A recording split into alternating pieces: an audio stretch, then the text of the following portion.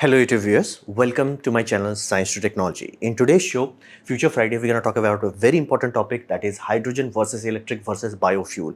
So let's dive right into it.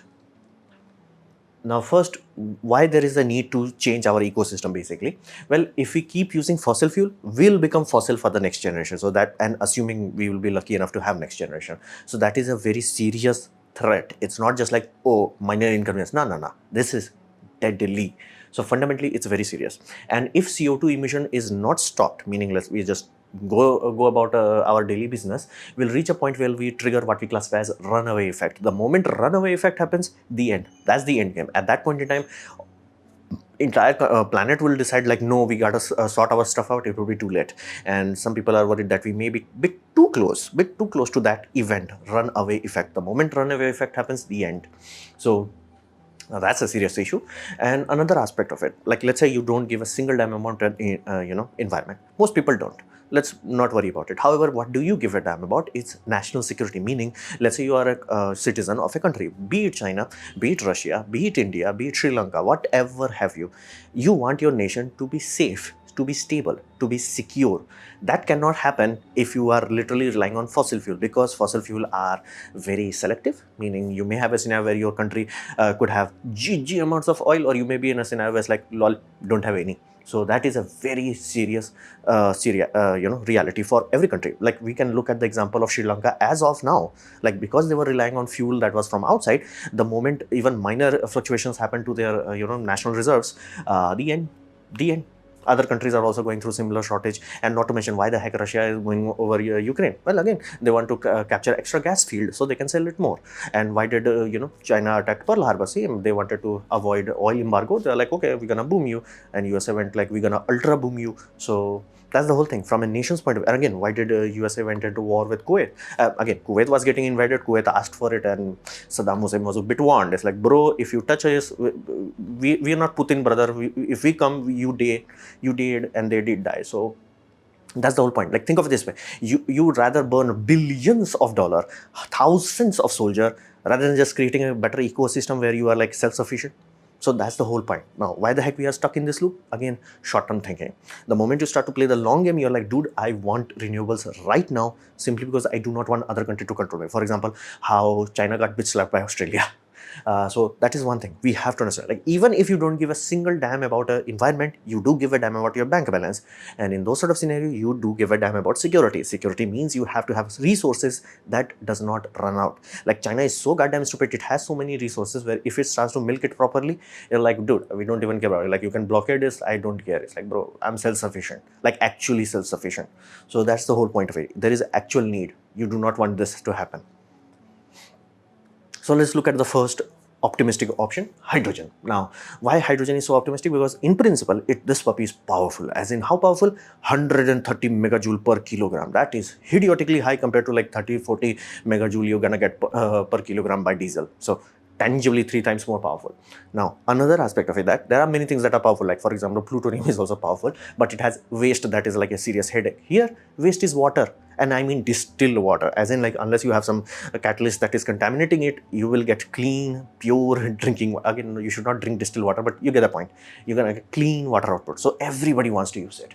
And in principle, it's like you take water, you add electricity, done, clean fuel, go home, sweet dreams. Like, you don't have to worry about it. For example, if you have nuclear reactors, Japan does not have to worry about, like, let's say, oil system. They're like, dude, we have nuclear power plant, we have sea, we desalinate the water, water becomes hydrogen, hydrogen becomes the fuel for our economy. We don't have to worry about it.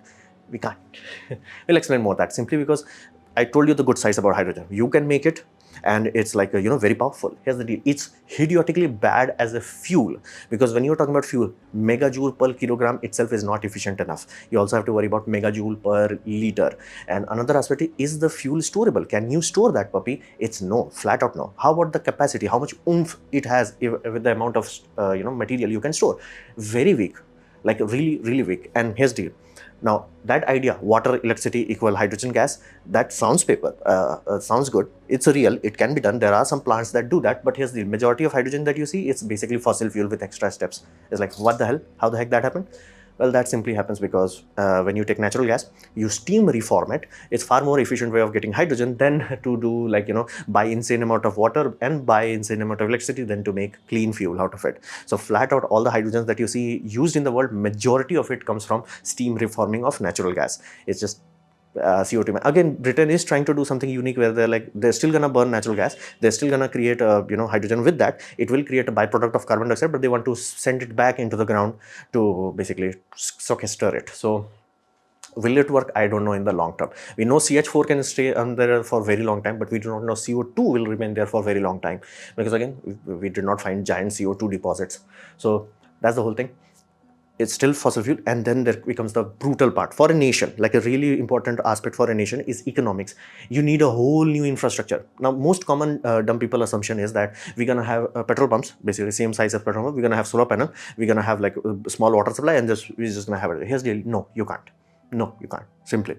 Because you need such a large surface area even to power one hydrogen car per day, that your solar roof would become huge.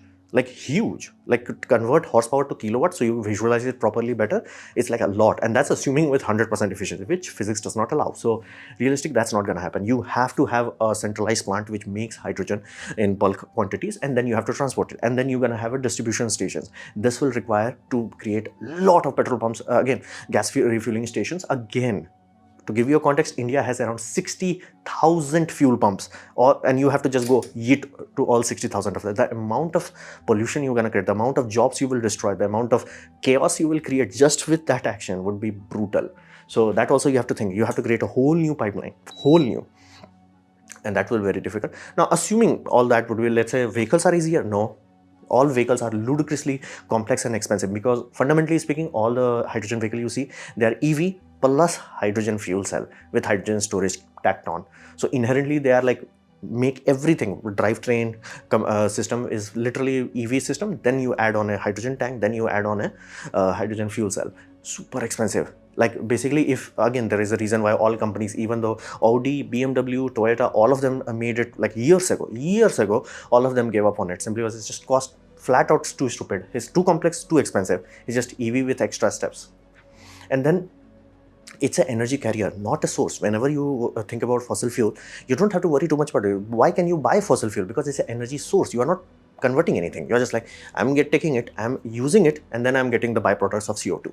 When you are talking about hydrogen, you have to make the hydrogen somehow. You have to make the hydrogen somehow. So that does not actually give you the independence unless you have surplus of power. In some scenarios, some windy places, some small countries in Europe did had that luxury where they're like, they had so much surplus power, they had to shut down wind turbine. Somebody figured out, it's like, hey, if we have surplus power, why not use that to make hydrogen? That does make sense. In that sort of scenario, for you, it will be like, whoever the buyer is, it will be a real scenario where you are like, hey, we have hydrogen as an energy source.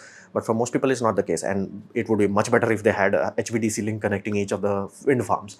So realistically, it's not a source, it's a carrier. You are just putting electrical energy into chemical format, and then you are like using the chemical format whenever it's needed.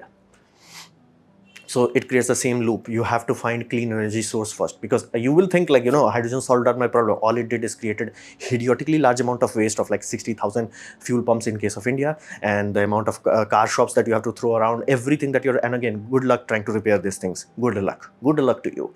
So, and that also you have to think, like there are farms here. There are people using tractors on that. Let's say you replace that tractor with a hydrogen system and it breaks down. It does happen. How the heck is the person going to repair it? Like, can you even imagine, like modern diesel systems are very difficult to repair simply because of computer control. Imagine touching this. So that's also you have to think about from a nation's point of view. It will bankrupt you. So figure out how to have your excess solar, excess wind, excess hydro, or excess geothermal, and then you can even think about it. And at the end, that's the funny part. Even though hydrogen had like ludicrously large amount of power, whenever you're talking about like megajoule per kilogram, it does not have enough megajoule per liter to actually fly a jet. Which is kind of ironic that humanity tried jets at 1950 is the earliest that I could find. And yes, it does work. Like early examples like big jets have been trialed with around 1970s.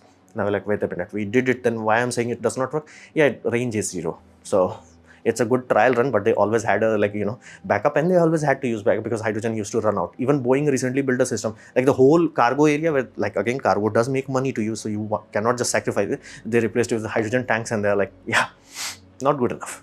Again, you can brute force it, still not good enough. So fundamentally, that's the biggest problem with hydrogen. So what about EV? If hydrogen is bad, like Elon Musk says, what about EV? Well, somebody had a simple idea. What if we have electric motor, we just add a big ass battery to it? Well, it does work, and it does have the one interesting aspect. Electrical infrastructure is everywhere. Wherever people have the ability to buy cars, they generally have the ability to get electricity. So we already have the infrastructure there. So the idea is very simple. You take electricity, you drive. Very good efficiency. And it's like almost some points it's so efficient that if you have a good power plant, good coal power plant, your CO2 emission per kilometer is actually lower compared to if you are directly driving diesel, because the efficiency of that system. But again, it's assuming that grid is very efficient, is very close to you. All that things combined, like if all the stars align, you can achieve ludicrously high efficiency. Not by much, but enough. Now here's the deal.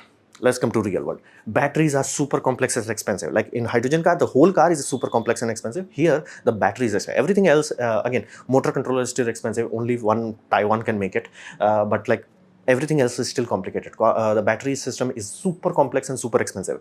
And then from a nation's point of view, it creates dependency on mineral. You have to be a lucky nation which has like boatload of cobalt, boatload of nickel, boatload of lithium, whatever have you. Not every country is like, equally distributed. Like I can say water to every country, sea border to most countries, but I cannot say about cobalt, lithium, tungsten, or whatever is like consumed. And not to mention this sort of ludicrous expansion that recently happened. Surprisingly large amount of pollution is being caused by this, and this pollutions are far more insidious. Basically, you are talking about heavy metal pollution to groundwater. Yeah, not funny. Like many people will literally, once they realize like we are contaminating groundwater because of this EV, they are like, dude, I want drinking water rather than clean air. Because again, clean air is like we have been using it, it's not that contaminated. So it's not that clean. It's just like you moved pollutants from point A to point B, but you did not remove it. That's another aspect of it. And same problem. The power producer that are in circulation as of now, majority of them are coal. So you're still polluting. You still have to figure out clean energy source first, solar and wind. And assuming if we had that problem, we would not be worrying about this. It would have been already sorted. We have not sorted it. It's not that easy. It's going to be very difficult to achieve 100% renewable grid. And you are just like adding on top of that. Yeah, that's not happening. That's flat out not happening. So that's an issue. Another aspect is charging is a big issue. Now, many people will say charging time is not an issue. Yes, it is absolutely true. Charging time is not an issue for common folk, but for people who have what we classify as basically commercial fleets, basically large groups of vehicle, it's a hell of a hassle, simply because they will generally use their vehicle until depletion. Again, that's the whole point. They do the same with fuel also. But here's the deal. Fuel tank, they go, pump the fuel, done, go home. How much time lost? As little as, like, let's say 15 minutes, as little. Again, generally they will be so optimized. Sometimes they will know, like, hey, that oil pumps are generally so empty that I can just refuel without any issue. Again, the time loss, because again, their time is making money, so they cannot just like idle by. But when you have electric vehicles, they have to stay idle by for very long time. And you may like, what if they charge it at night? Again, many of the services, specifically taxi services, work 24/7. In those sort of scenarios, that's not viable. Another, you have to have so many charging spots, AC level 2 charging, where you can reliably do that. And again, what if you have in surge demand, which does happen, like especially ask anybody dealing with a railway, very place that is very popular with railway. You literally have, hey, one train comes at 2 p.m. or 2 a.m. is like randomly the whole city is awake because like so many people came in and out. So in those sorts of, do you have that luxury? That charging time is a very big issue, not for you and me, but for truck drivers, for fleet managements. That's like, no, we will not touch this, flat out. From economic point of view, it's very brutal, and it's a giant ass headache for our grid. So all these things considered, you have to also analyze that. Now, battery energy per kilogram is very weak. That's another aspect. That simply means you cannot fly jumbo jets with it. Don't even think about it. Don't even try about it. Jumbo jets is not going to happen. And in the moment you start to carry about big loads, it's still not going to happen. Like, well, how the heck? Tesla promised like this and that. That's the reason why it's still a promise. And on top of that, once they actually release it, people will find out that it's not that great, simply because your profit comes from the payload that you're pulling. And because all bridges have limits, I mean, again, the bridges are designed, hey, each axle loading will be this much. You have to sacrifice something. Either you sacrifice your lifespan of the bridge, which is idiotically expensive.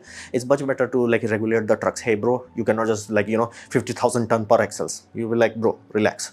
So in those sort of scenarios, battery is heavy, very, very heavy. Even though electric motors are ludicrously powerful, ludicrously power dense, and the driver circuitry that you need to drive that's also very power dense nowadays with gallium nitride technology. Still, the battery is so heavy that your payload weight will go down because of the loss. So jets, big things, no, not happening. And higher power density is very dangerous. This aspect that people have to know, like, oh, the battery that we are seeing right now is the, like, is just a basic technology, it's going to become better. Not really. Because here's the deal, this is a chemistry system, and chemical, like, we can calculate the theoretical maximum energy is here. Lithium ion currently is almost touching it. Like, fundamentally we reached a point where it's like we cannot go any further. Like, you're not gonna go here. If physics says this is the limit, that is the limit, and you can only approach it, you can never cross it. So what can we expect? Well, we can easily expect better lifespan. We can expect quicker charging and discharging time. Those things are better stability, better endurance. But here's the deal, what we will not expect is, like, okay, let's say this kilogram had, let's say, 10 megajoule. It's not going to become, it's going to have 500 megajoule. And not to mention, even if you could do that with some nanotechnology, you may not want to. You may not want that, simply because that will make this hazard 10 times worse, or like 100 times worse. Why? Well, think of this way. What do you think has more power? Is it TNT powder that goes boom, or petrol that goes poop, poop, poop, poop in your car? Well, it's petrol. Now, like, wait a minute, how the heck that happened? Well, simply because petrol is limited. It cannot oxidize instantaneously because there is atmosphere. Now, that atmosphere, fundamentally, you have liquid and you have a gas. Inherently, you don't have one-on-one transmission. And then you also have to understand the gas, oxygen is not 100% there. We have nitrogen that is diluting it. So inherently, there is a choke point. You cannot just have all the oxygen reacting instantaneously. That will make it seriously big boom. And like, that's why we use those sorts of systems in rockets. We do not use TNT in rockets. We use hydrocarbons, basically rocket propellant one, which is kerosene's bigger brother, refined brother would be correct term. So that's the why, because there are two-part component, it's inherently safe. Hydrogen, same thing, because there's a two-part component, inherently safe. The moment you are talking about batteries, they are single part component, meaning everything it needs to go boom, it's already inside it, meaning all it needs, if you're really gonna have a bad day, it's one membrane failure, the end. And not to mention, right now the fires are so hazardous that they are melting alloy wheels, melting aluminum. Good luck if there is a person nearby. And firefighters can't do much to it. They are just hosing it with water, hoping the other cell temperature remains low enough that they don't catch on fire. And if that's X, that is 2x X. What if you have 10x? It will not fire, it will not go to fire state, it will go to, I'm going to remove this building place. So fundamentally, you do not want a battery that has like 10 times more oomph than this. Yeah, really don't want it. So that's another issue, and that's why you will see any main changes from normal lithium ion to, let's say, lithium tungsten, lithium titanate (LTO) cells. They are far more long living, but again the density is lower, meaning how much oomph they have per liter and per kilogram is lower. Same thing, lithium iron phosphate, again much better, much longer lifespan, but again inherently less dense. You do not want higher density than this inherently, because one bad day is like, yeah, what happened to this road? Yeah, one car went boom, the whole road disappeared from existence. So that's why you may not want like 10 times more power. The boom potential of such batteries would be idiotically unbelievable. Maybe future missiles will have it. So what about biofuel? Now, biofuel, you have to understand, biofuel is not current. It's forgotten technology, because all ICE engines, meaning internal combustion engines, were designed with biofuels in mind. For example, Henry Ford T model, ethanol. Inherently, he designed it such a way that ethanol can be used. Why? Again, he was thinking from a national point of view. Hey, it's like, what if we do not have to go to other places? What if we do not have to export, import, and do halal, jingle to that? What if we just grow the fuel ourselves and don't worry about it? That was Henry Ford, the founding father of automobiles. Then we come to granddaddy of auto heavy works, that is Rudolf Diesel. Again, this gentleman, he created diesel engine. That's why the name. And here's the fun fact. He designed it to run on vegetable oil. Now, again, that was more powerful than ethanol system. Be mindful, ethanol is much weaker compared to biodiesels, simply because ethanol is an alcohol group. When you're talking biodiesel, you're talking about something that is hydrocarbon group. So basically, ethanol does burn better, but does not have oomph, meaning if you want to run a tractor or a locomotive, basically something that's got oomph, it does not have that. Again, good for like, diluting your fuel, but generally that's why like dilution had to be done in very small stages, like 10%, 20%. You replace it, like, can you run a car on ethanol? Absolutely, drag racers generally do that, but again, their cars just goes poof after that quarter mile. So fundamentally, ethanol is not that good of an option. Again, compared to relying digging something from the ground, it was much better option. Rudolf Diesel, even better option. Vegetable oil, far better temperature stability, far lower RPM, far longer lifespan, and you can just, if you have an old diesel engine, you can just put whatever vegetable oil you have, and it's just gonna work. Like flat out, it will work. Modern one may not work simply because it does have a very tiny fuel injectors. It may get clogged up, but other than that, nothing else. So you can understand this, like both founding fathers of entirety of internal combustion engine, from day one, they were like, again, they were not thinking about the environment, they were thinking about national independence. They were thinking about, like, for specifically Rudolf Diesel, it's said that he was more worried about basically farmers losing their autonomy, because again, if they are relying on this like giant machines, and if those machines are controlled by fuel, they do not have autonomy. So this gentleman really was wise. It's like, what if we give the support of like driving those machines on their own farmland? So you might like, wouldn't that be very, destructive? Not really. The idea was, if you have, let's say, 50 acres, or you will have 1 acre dedicated for fuel. So yeah, you will have a little bit of loss in your overall production, but your independence would be much higher. And not to mention, you don't have to worry about fuel prices. And it can run our modern world as is. We do not have to change anything in our modern world if we go to biofuel route. Nothing has to change. All the 60,000 fuel pumps, they will work as is. We don't even have to worry about it. You don't have to do anything. The cars that you are buying will work as is. You don't have to think about it, especially in biodiesel side of thing. And again, you can make biopetrol or gasoline, as you say, call it. Again, ethanol does require a bit of changing in engine timings, but other than that, most things don't need to change at all.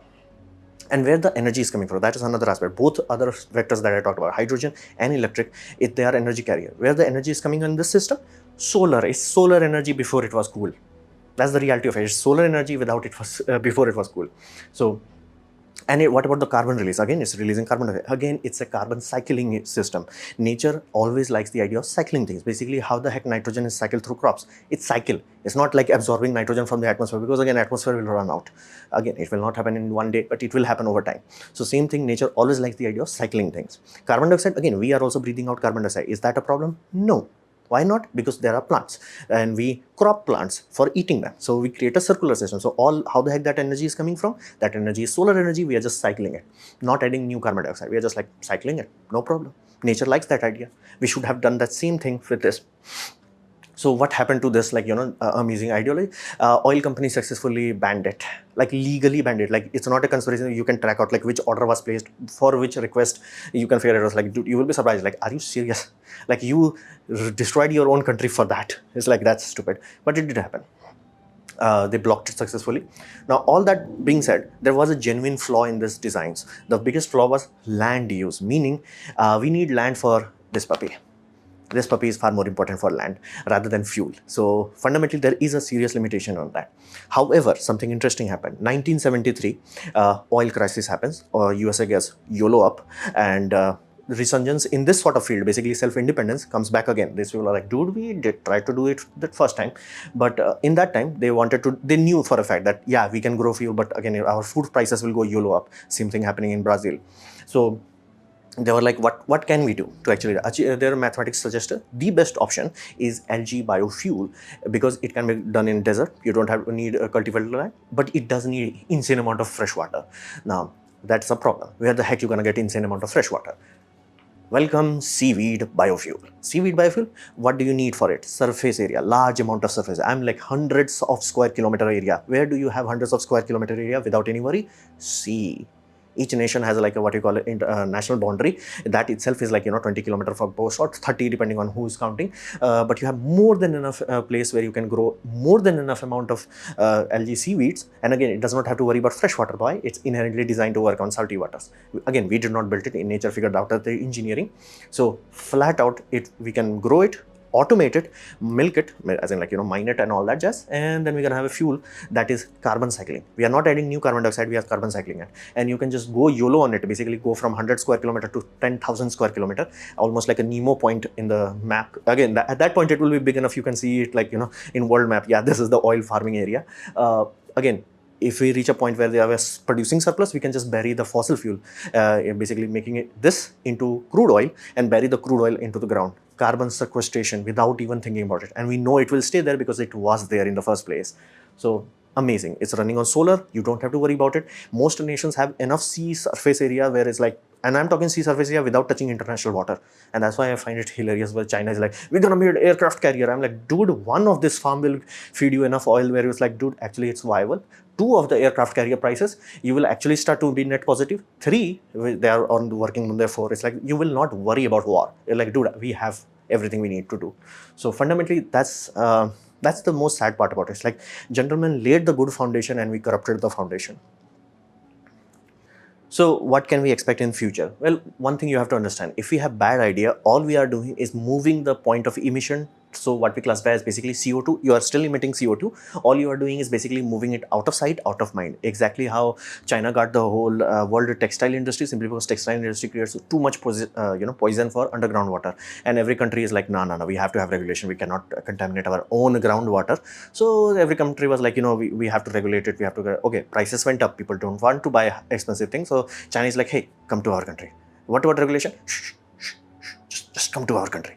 Outcome, their whole soil is dying and their whole farming output is going down. Again, obviously, if you're contaminating the groundwater, good luck. So what happened here? Again, people did collectively wake up and they're like, hey, we cannot contaminate our groundwater. But because they put it out of sight, out of mind, we still had the same pollution. We are still contaminating the only planet that we know. So that's the whole point. That's why we have to be really worried of this sort of system where you have a diesel vehicle, because there is exhaust pipe, you're like, oh, so much pollution. Electric car, again, you may have worst output there, because even if coal power plant, I said that it is efficient, but what if your coal power plant is not running on high quality coal? It could be running on low quality coals. There are a quality of coals, and in those sort of you are producing far more emissions and sulfates and poisonous things and mercury emissions. It's like, what the hell happened? Again, out of sight, out of mind is not good enough for us anymore. So that is one thing you have to understand. And there is a very serious risk of government just brute forcing things, and that creates an issue where poverty rises. For example, Indian government is like, we're gonna ban all internal combustion engine by 10 years. It's like, dude, there is no alternative replacement. There is nothing that is as simple as internal combustion engine, as repairable, as long lasting, as trustworthy, as just simple it works as an internal combustion. There is nothing. Like, do you really think a normal individual can just repair an electric car? Good luck with it. Hydrogen car, that's electric car plus hydrogen fuel cell. Good luck with that.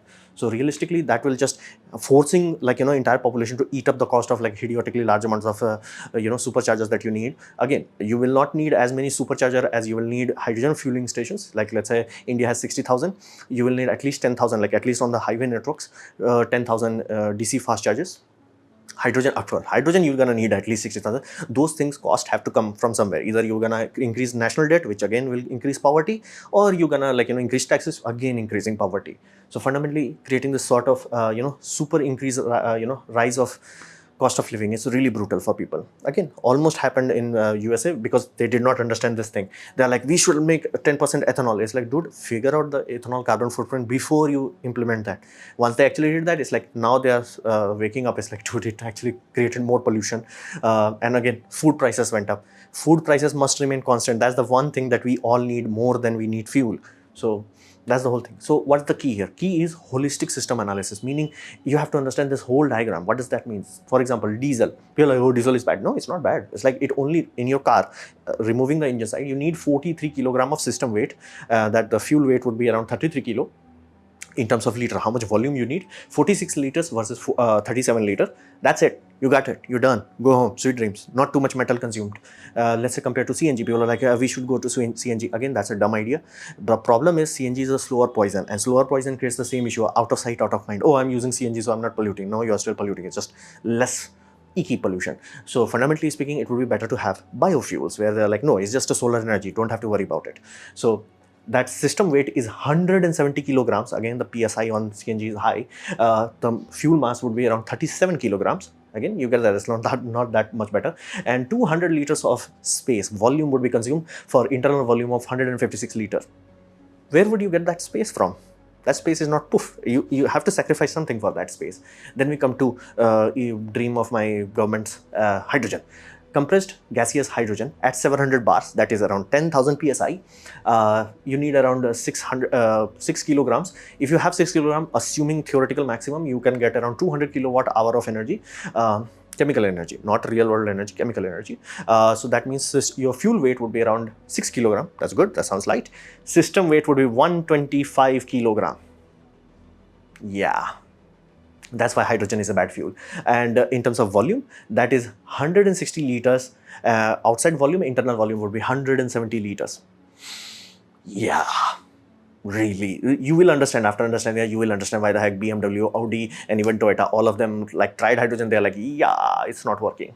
And then we come to lithium ion. Lithium ion is like 830 kilograms mass. Again, it adds almost extra ton to your cars, and 540 kilograms of electrolytes. And when you are talking about like liter capacity, 670 liter, which is the largest here, and 360 liter of internal volume, internal like electrolytes, size volume internal electrolytes. I like, wait a minute, why the heck electric cars have so much space? Again, most people don't know that their car floor is just one sheet metal thick, meaning if you drill through it, you're just gonna see the floor, as in like road of surface. When you do that, again, don't do that with your electric car, you're gonna see giant battery packs there. So that's why, like, again, in terms of hiding, I have to respect it. Like, everybody thinks like electric cars are like so much space. No, have you seen a, like, you know, stripped down buggy? Just engine is this big, that's it, done, go home, sweet dreams. Electric, yeah, the motors are this big, you have huge batteries for it. So that's the whole thing. And cost without subsidy is always the most important aspect. Subsidy is a good thing to get things starting, get the ball rolling, but never it should be like, you know, you're selling the public because on subsidy price. No, you should figure it out like from day one. Is like, what will be the final price? Can it be cost effective at the end of the day? Because making people poor guarantees that most people will revolt and they will go back to fossil fuel. You do not want that. That's why seaweed biofuel is the best option in all three options: electric, hydrogen, and biofuel. Biofuel is the best because it does not require you to change anything in terms of manufacturing. All you need to do is figure out how to do algae seaweed mining, which, mind you, we are already doing it for larger production. Like India has around few thousand ton production per year. We just have to multiply that 1,000 times. Do we have surface area? Yeah. That's the whole point. We have more than enough surface area in sea, more than enough solar energy in the sea, more than enough cleaning action. And again, because it's a liquid, it does circulate. And after 1 or 2 cycles, it would be so efficient. We'd have to like, we got this, we sorted. So that's what we want in future, not like people who like 130 megajoules per kilogram. No, bro, like how much in car, how much in liters. So that's the whole aspect. If we do not do holistic system analysis, we are doomed. So this was my presentation on hydrogen, electric, and biodiesel. Hopefully you have liked it, learned from it. In that case, please click the like button, share it amongst your friends. That will help me a lot. If you didn't like it, didn't enjoy it, I urge you to press dislike, press it twice to show me extra disappointment. Please leave a comment because I do try to reply to all of them. Subscribe, press the bell icon if you're free, and as always, thanks for watching.